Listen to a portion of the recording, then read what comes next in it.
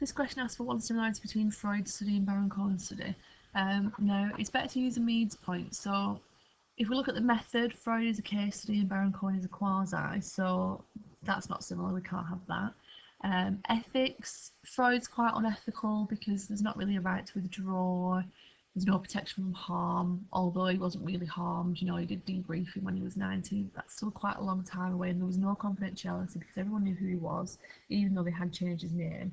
So really, Freud is quite unethical, whereas baron-cohen's very ethical, they got informed consent.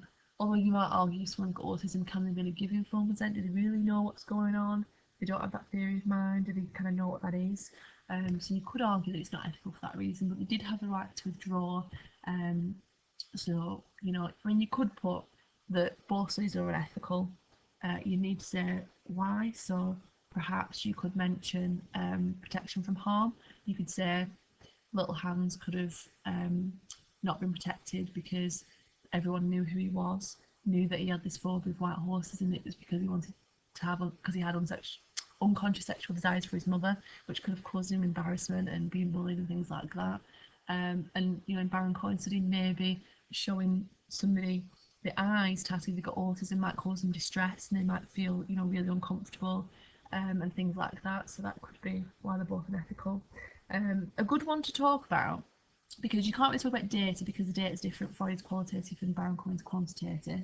And you could say sample. So Freud's sample, very, very small. You've got one boy, little Hans from Vienna, and you've got baron-cohen, so there's only 16 people with autism, and they're all different variants of the spectrum as well. They're not like all of a similar level of autism. Some of them have got Asperger's at the high function end, and some have got autism. And they haven't looked at anybody with kind of really severe autism because they'd be mute and they wouldn't be able to take part anywhere.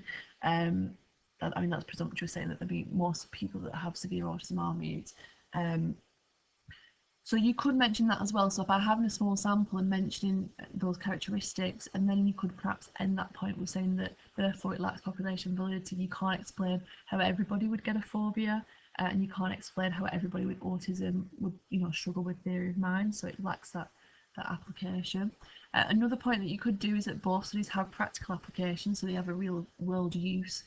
Freud study, because you found out that, by little Hans talking to his father about his phobia of horses and his plumber fantasy and giraffe dream, and grandparent fantasy, that it helped him resolve that Oedipus complex. So maybe things like psychotherapy, where the person talks about it, could help, deal with their phobias as well.